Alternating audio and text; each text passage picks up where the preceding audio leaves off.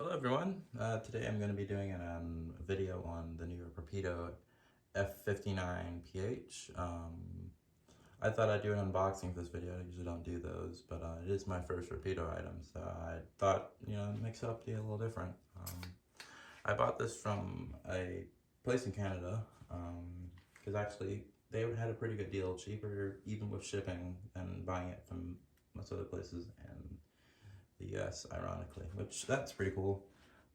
So I guess we'll go ahead and open it up. I covered up my address and whatnot. That's not important to the video. But we'll go ahead and get it open.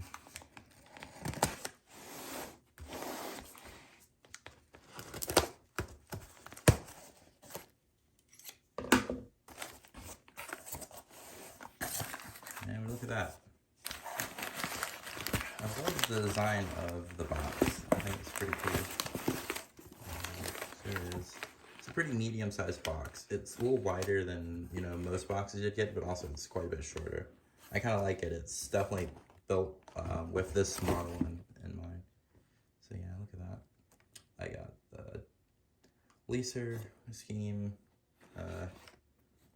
So if you're curious why someone who models Southwest Virginia and North Carolina region of the U.S., why I got one of these, well, what railroad uses these in that area, more specifically North Carolina?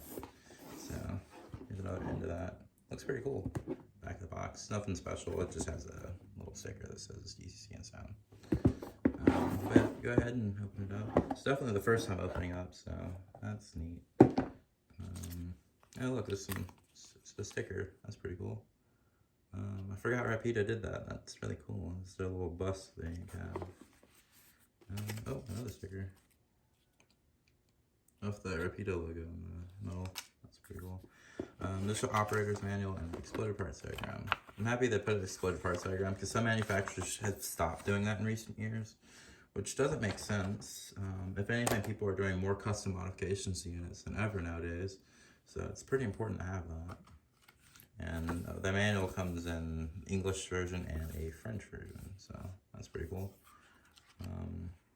So I'll definitely give this a read. Apparently, Rapido, they're known for having quite entertaining manuals, so if you get one of these, I'd recommend looking into that. And I guess now for the model. Look at that. Looks pretty darn cool. I love these units. Let's see if there's anything here.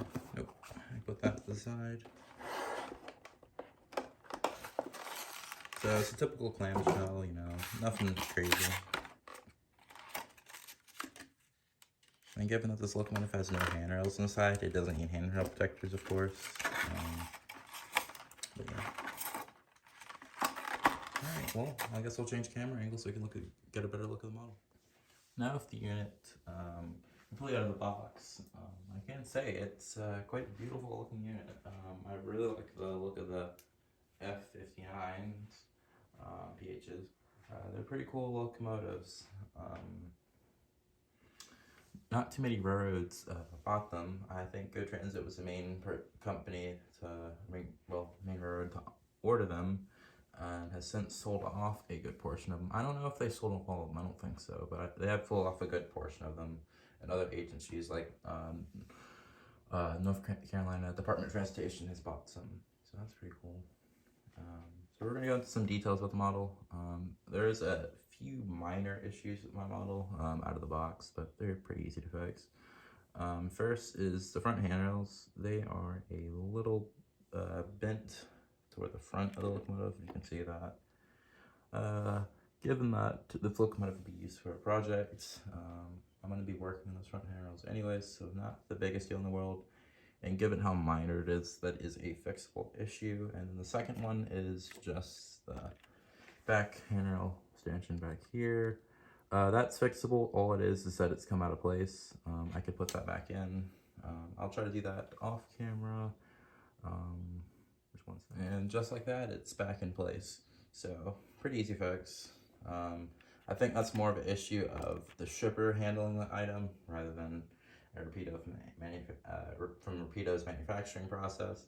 Because remember, these locomotives have traveled all the way from China, then to their warehouse, and then from their warehouse to distributors, and then from distributors to the customers. So that's a lot of hands involving these very fragile models.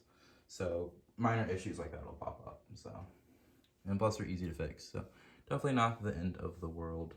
So we can just look at some of the details of the model. It's very well detailed. I'm not a person who's in particularly familiar with Go Transit, so I'm not going to be able to pick out any of those specific details. But you can just look at the model and just tell for yourself. The front detail, it looks quite amazing. Look at that pilot. It just looks fantastic. A few of the stanchions are crooked, but you can just move them back into place. But also, like I said, I will be modifying the front handles of this locomotive for a project. So not the biggest deal in the world, but you can move them back in place. Remember, these are our fragile models. So, and the side from. So yeah, this locomotive has a lot of unique details going on with it. And like normal Rapido fashion, the underside of this locomotive looks pretty good. Granted, the underside of the locomotive doesn't have too much going on it. So, but they have captured about everything you would see on the locomotive going down the tracks. Then the rear end, a pretty iconic look for the F59 series of locomotives. I'm not sure what this part of the F59s does exactly, but the F59s PHs and F59PHIs both have that. So if anyone knows what that part is for on the locomotives prototype-wise, please let me know down in the comments, because I think that would be pretty interesting. So now that I've just shown off the model, how it looks, now I can show it off how it runs and some of its functions. Alright, we now have the locomotive on the track. So as soon as you turn on track power, the number boards, the step lights, and the headlight turn on. So that's pretty cool.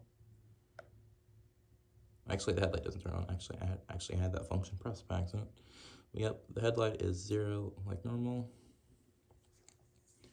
So if you can see the step lights, you can actually see them quite well in video, which is actually pretty cool. Usually they're too dim. So they have some back here and some up here, and that is the same for the side of the locomotive. The number boards are on too, but since this is an unnumbered unit, the number boards are blank. There are no numbers on it.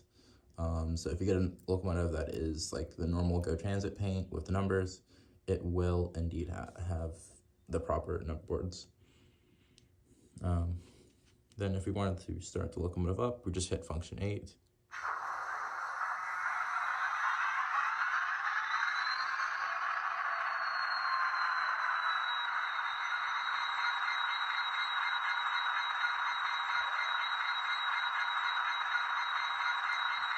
So the locomotive sounds pretty darn good. And if you want to do the bell, that's function 1.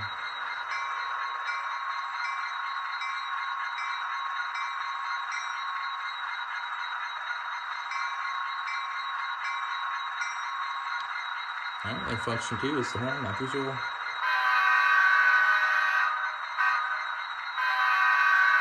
If I'm correct, that is not the correct horn for this locomotive. It's just the default one Rapido picked for the locomotives. In the booklet, it does show you which CV you need to change to the proper one. I can't remember off the top of my head. Actually, it would be CV 163, actually. And I think the correct, I'm not quite sure what type of horn these Go Transit F59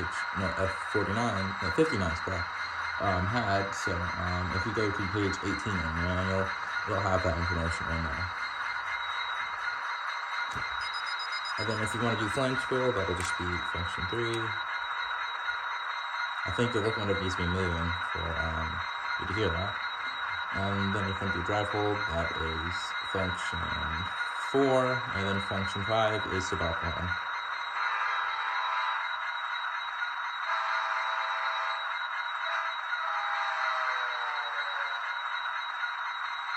Which is pretty cool. Ditch lights are function 6, which is pretty common. The ditch lights, headlights, number boards, they all look amazing light-wise. I know some manufacturers occasionally they'll make their ditch lights either too dim or headlights too dim, but the other one will be very bright. I'd say they're pretty consistent lighting wise on this locomotive, which is great to see. And then if you want to dim the headlight, it's function 7. It's very slight, it's hard to tell. If you're under lesser lighting conditions, you'll probably be able to notice it more. I'd assume tweaking CVs, you can fix that, but it's not too big of a problem. And then if you want to engage the class lights, that'll be function 9. So there's the white ones, hitting it again, there's the green ones, and then there's the red ones. The red ones are kind of hard to see, but they are on. They're a bit more noticeable on the other side of the locomotive. But yeah, those are all the class lights. Function 11, it will not be used in this locomotive because it does not have strobe lights. And also function 12 would also not be used because it doesn't have an emergency light. Then function 14 does the head and power.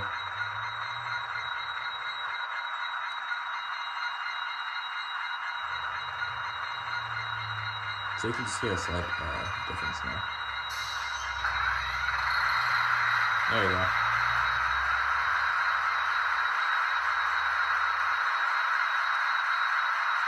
Then function 17, you can just cut off those step lights. Pretty cool. Usually most manufacturers, you can't control that lighting function. It's either always on with one function or off.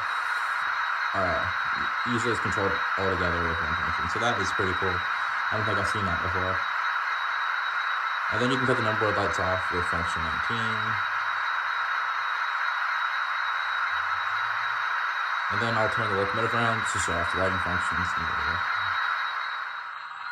Alright, now that we have the locomotive turned around, we can turn the rear backup light, which should just be function 13. Given the angle of the locomotive, you probably can't see it that well, but it's a nice light. Given that these locomotives, whenever they're going to go in reverse, it will almost certainly have a line of passenger cars behind it, so I like how it's a separate function. You're not going to use it very often unless we maybe shuffling the locomotive around in like a shop area or something. So I think they'll have it separate. I think more manufacturers should do that for locomotives, especially ones used for passenger service or like switching. Because you can see at SD40-2, GP38 or something switching cars around in the industry and have both front and rear headlights on full brightness. So it's a bit more prototypical to have them controlled separately. So that's pretty cool. And then now we can just flip the locomotive around a little bit, and we can just run it around a little bit, just to show off it's running, and then that'll be the end of the video.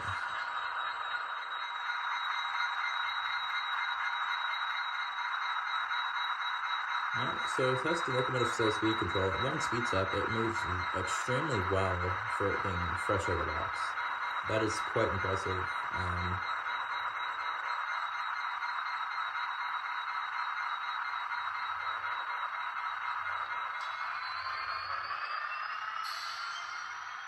Now 10 speed stops. Yeah, this is an extremely smooth runner. I am really impressed by this. Rapido did an amazing job with the airframe. Granted, this is my first Rapido locomotive, so if this is their quality that's across the board, I would definitely look forward to acquiring more of their products in the future.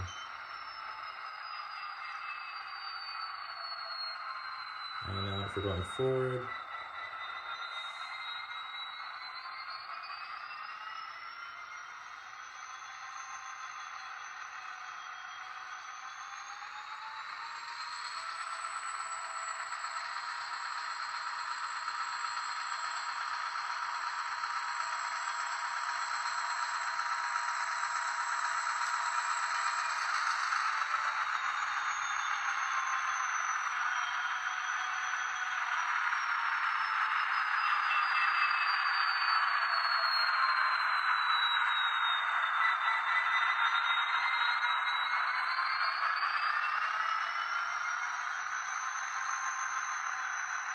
now I'll just run it a little bit with its head and power on, which is the more common running configuration with these units.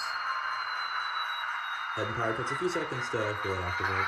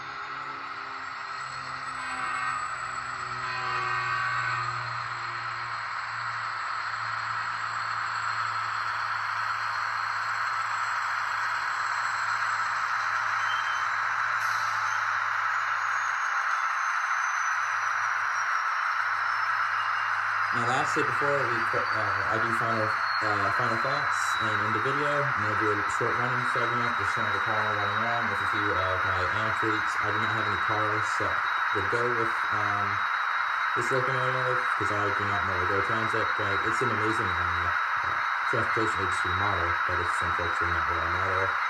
And I do not plan on keeping this pencil. Just stay tuned for an update video where I reveal what I'm going to do with it, but I've more or less kind of danced around trying it, but you can connect the dots. But besides that, stay tuned for the running section and final thoughts.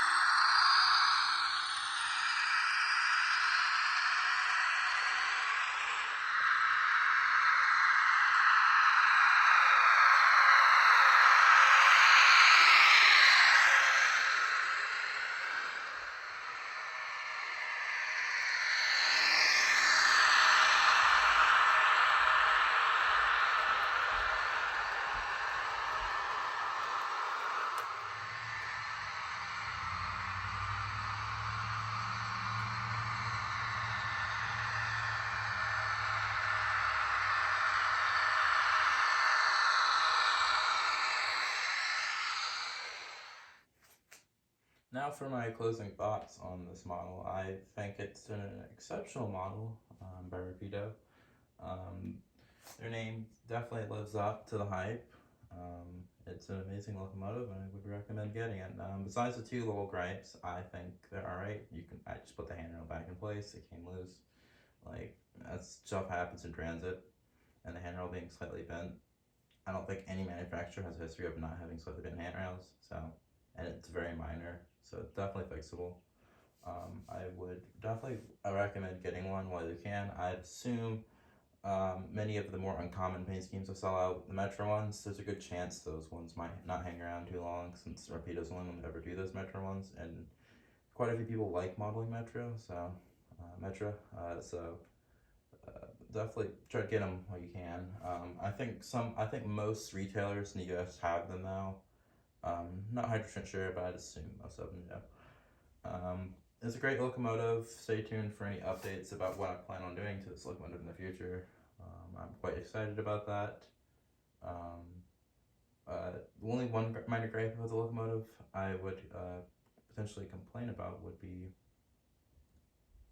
the lack of a capacitor, or a lot of people in the industry call it a cable live in the locomotive. For the cost of the locomotive, I do think Rapido could have potentially put one in with the locomotive. It would be nice. I think it should just be standardized with any higher end locomotive on the market, but I assume it wouldn't be too hard to add one. I'd assume there might be still some space within this locomotive to add one. I've yet to crack it open, so if anyone who's already done that, please let me know down below in the comment section, or in my Discord or Instagram. Those two places are good places to get in contact with me or check for updates on any future videos or projects. But besides that, thanks for watching and stay tuned for the next video.